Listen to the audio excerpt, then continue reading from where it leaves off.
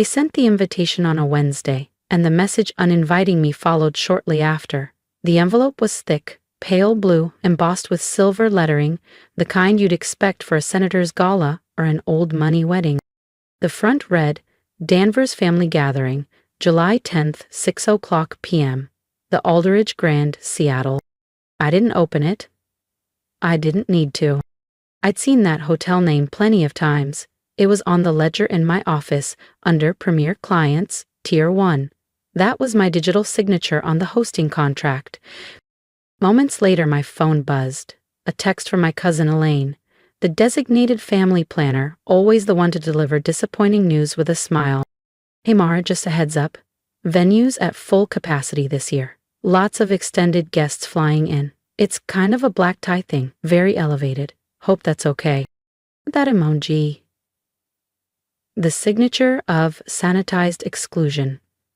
Not a confrontation, just a quiet dismissal. I'd seen it before. Wedding invites that never came. Family threads that skipped my name during job announcements. They never said, I failed. They just erased me. I returned to my desk. Rain tapped softly against the window of my 31st floor corner office. The Seattle skyline blurred in gray mist and soft neon. The contract for the Danvers booking was still on my screen. Alderidge Grand. Elaine had submitted it through our concierge platform. Our assistant flagged it for review. I added a 25% surcharge for short notice high-end bookings and approved it personally.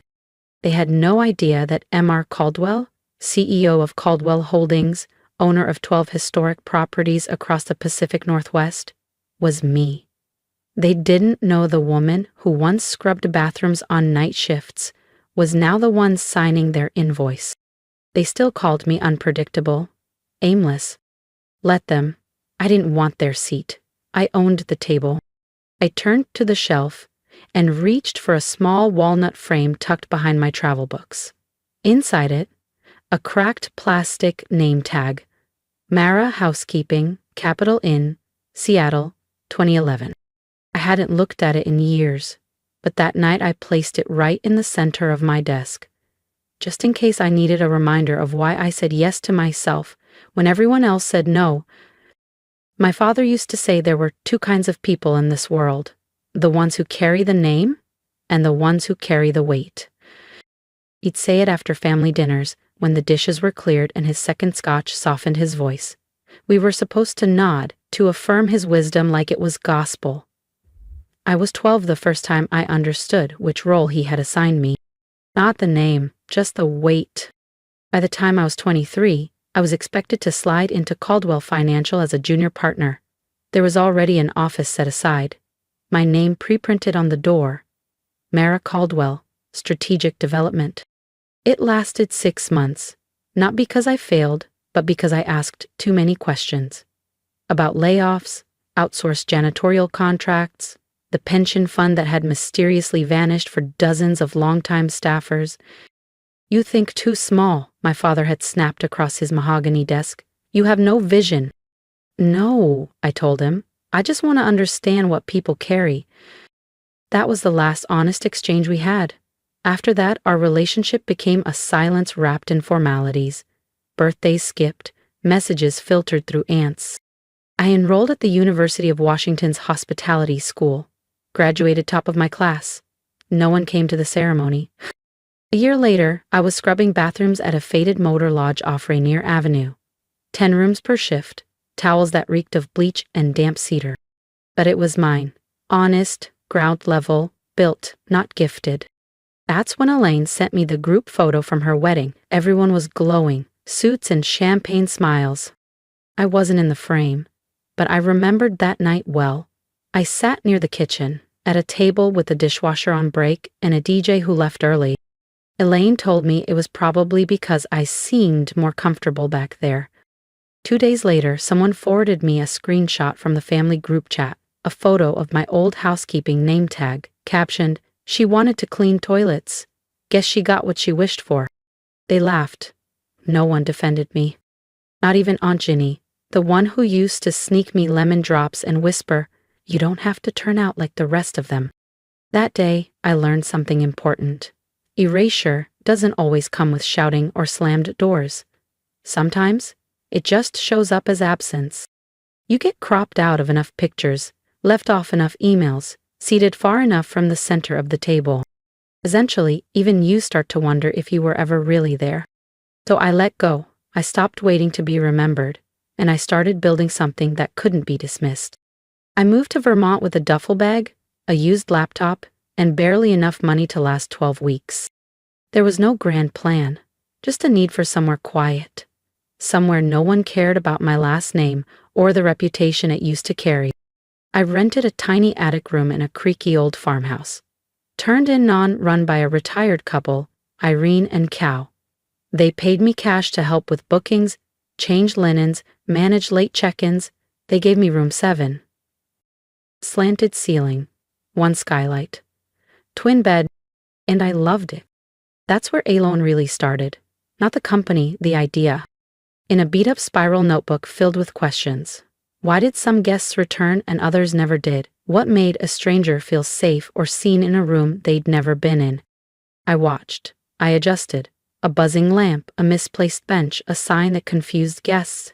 I fixed them with no budget, just care. People started asking for Mara. Not Miss Caldwell. Just Mara. When Irene and Cal decided to sell, I came with data, spreadsheets, and a vision. I made a modest offer. I said yes. I renamed it Elon House, my first property, my first win. 5 rooms, no staff, but me, but I poured everything into it.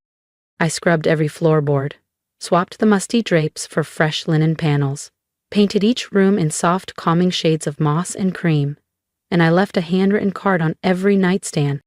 You're here now, you can rest. Guests remembered that line. I didn't have a PR agency. I didn't need one. Word of mouth did what no billboard could. Guests told their friends. Stories spread. Stories brought interest. Interest brought support. Not millions, not all at once, but enough. Within 4 years, I opened a second property, Elon Ridge, and then a third, Elon Harbor. Each one smaller than the resorts, they quietly outperformed. I hired former housekeepers as site leads, gave them titles, trust, and real pay. No stiff uniforms, no fake greetings, just people who knew what it meant to serve with pride, not submission. By 30, Elon had become its own quiet brand.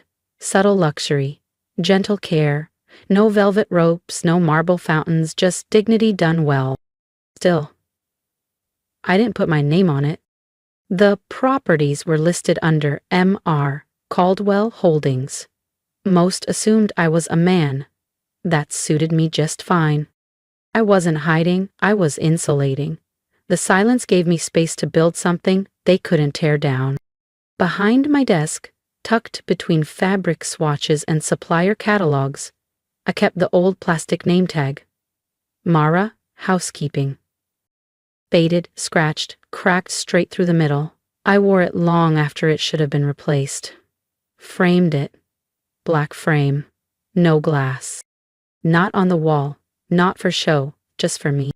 Some nights, after the spreadsheets and signatures, I'd hold it. Not to revisit the cruelty, but to remember the foundation. I didn't build Elon to prove a point. I built it so no one could ever again tell me I didn't belong. They picked Elaine Cascade for the reunion, one of the most exclusive boutique hotels in the state. They had no idea. Elaine booked it through the corporate portal, bragging in the family group chat about pulling strings to secure such a coveted venue. "We're lucky," she said. The front office manager told her, "The owner is very private, but once they saw the family name, they expedited everything." They weren't wrong. I fast-tracked it myself, upgraded them to full service, doubled the staff, imported flowers, approved the linen color scheme myself, digitally, of course. If you felt that moment of quiet triumph with me, don't forget to subscribe. The next chapter is where they finally realize whose building they just walked into. Of course, I hadn't signed anything by hand in years. Silence holds better when you don't leave fingerprints. The reservation listed the host as S. Danvers, booked through Caldwell Hospitality's elite tier. The irony was sharp enough to cut granite. I instructed our guest relations lead, Hannah, to manage the account. Smart, steady, and delightfully unaware of family politics. To her, Sophie was just another overly involved client with a flair for drama and color-coded spreadsheets. 1 week out, Sophie requested custom florals, hydrangeas and delphiniums, blue and white. I called Hannah into my office. "Treat them kindly," I said, "but not delicately." She tilted her head. "What do you mean?" "Don't handle them like crystal, just serve them exactly the way they've asked to be treated." Hannah nodded, a slow smile forming. She understood more than I needed to explain. That night, I sent one message. To Aunt Janine. "You're coming, arrive at 6:40. Don't let them come early. It matters." She didn't reply, but I saw it marked read. That was enough. For the next 6 days, I barely slept. I reviewed everything: room flow, lighting cues, signage, menus. At the last moment, I made one quiet change. The guest suites usually featured a printed welcome from the host family. This time, the card read, "We hope your stay reminds you where you come from and what was never truly lost." March. I didn't sign it fully. I didn't have to. On the day of the reunion, I didn't use the front entrance. I walked in through the service hall, past trays of champagne flutes and carts of folded linen, just like I used to. There's something sacred about stepping through the back to reach the center. It keeps you grounded. I wore navy, no jewelry, hair pinned clean. Nothing screamed fur attention. The room did that for me. At 6:45 they arrived, first in pairs, then clusters, 2 loud laughs, 2 firm handshakes, all that anxious sparkle of people desperate to be remembered. And Sophie? She entered like a cruise director, waving, beaming, not realizing she was stepping into my house. My father arrived 10 minutes later, flanked by 2 men I didn't recognize, but knew instantly. Financed types. Polished shoes, sleek watches, hushed tones. The kind of men who build empires out of spreadsheets and forget the names of the janitors. I watched them from a small monitor tucked in the back hallway, just past the kitchen. Hidden, but not absent. No one missed me. That was the beauty of it. I had been edited out of their story so long ago, their eyes no longer searched for me. But that was about to change. At exactly 7:15, the ballroom lights dimmed ever so slightly. Just enough to quiet the chatter. Just enough to invite curiosity. Then came the sound. 3 soft chimes, slow and deliberate. Sophie was in the middle of explaining the custom glassware when our guest services manager, Everett, approached her with his signature professionalism and a clipboard in hand. Miss Danvers, he said gently, the owner has requested we begin the welcome presentation now. Sophie blinked. The owner? Yes, ma'am. She gave a confused smile. Oh, I don't think that's necessary. We've already thanked the staff, and I've been coordinating with your office for weeks. The owner doesn't do these things. Everett didn't argue. He simply turned toward the stage, and the screen lit up. Soft navy background, clean serif text, white and quiet but unmistakable. Elaine Cascade, founded by Mara Renee Caldwell, Chief Executive Officer, MRRC Group. The room dropped 10 degrees. Sophie's flute slipped from her fingers, shattered against the marble. My father's jaw twitched, but no sound followed. From the back, someone whispered, "Wait, what?" I stepped onto the landing above the ballroom. Heels clicking, hair pinned, navy dress. I looked exactly like the woman they insisted I'd never become. "Good evening," I said, steady, calm. "I know most of you didn't expect to see me here tonight." Pause. A nervous chuckle. One table tried to laugh. "I wasn't invited after all," I said. A beat. "But I thought it was time someone welcomed you properly to Elaine Cascade." I let my gaze move across the crowd. "After all, you're standing in my home." Chairs shifted, mouths opened, whispers spilled. Sophie took a step forward, flushed and frantic. "Mara, what are you doing?" I met her eyes, cool, clear. Exactly what you taught me. Making an entrance. You booked this hotel under your name, I said, voice level. You claimed the owner gave you a courtesy rate because of the Danvers family name. That part was true. I gave you exactly what you asked for, plus 20%. And my voice didn't shake.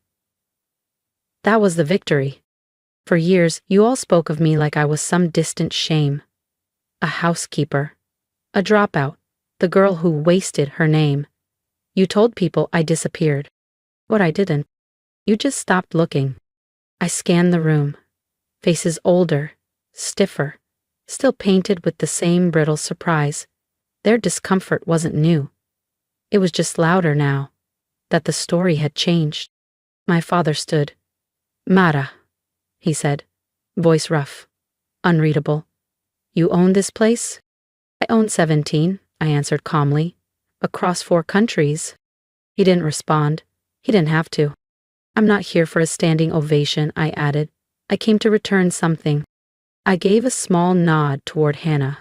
She stepped in with 2 team members, each carrying sleek black folders, one for every guest.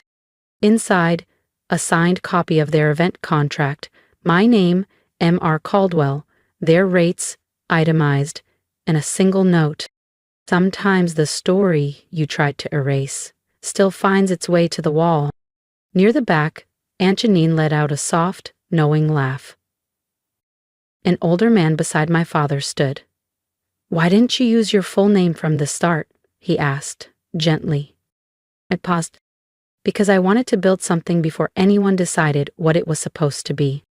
He nodded, quiet understanding in his eyes. And as I stepped away, the ballroom dimmed. Not in lights, but in noise. For the first time in years, I didn't feel invisible. The VIP suite Sophie had insisted on, called about 4 times to secure, was quietly reassigned to a diplomat, a late arrival. Very pregnant. Sophie's new room was still lovely, of course, but it faced the alley. It was the same room type I used to clean for $9.75 an hour. My father never came to find me, but Aunt Janine did. She knocked on my office door a little after 11 p.m. I didn't invite her in, she didn't ask. She just handed me an envelope. Inside was a photograph I hadn't seen in decades. I was maybe 8, on the back porch of the old Danvers house, gripping a lemonade pitcher with both hands. My father's hand rested gently on my shoulder. I remembered that day, not for anything big, but because I spilled the lemonade minutes after, terrified I'd be scolded. But no one said a word. They laughed. That was the last time I remembered feeling like I belonged. On the back, in Janine's looping script, you were part of us. That was all. You walked away before I could say anything. The next morning, I took the elevator to the service floor. The housekeeping team was starting shift. A few nodded. One young woman smiled, then quickly looked away. I walked to the old supply room, now our break space. There was still a coat rack near the back wall. From my bag, I pulled the framed name tag, Mara Housekeeping. I hung it above the jackets. No plaque, no spotlight. Just wood and a nail. Later that day, Sophie left a note in her room. You didn't deserve what we did. I didn't know how to undo it. Anger, I didn't reply. But the following spring, when the reunion invites went out, the return address read, mara.r.caldwell@elan.group. If my story resonated with you, subscribe and stay. I didn't build Elan to prove a point. I built it so people like us had a place. Comment below and tell me, what did they try to erase in you? Your voice matters, even when it starts as a whisper.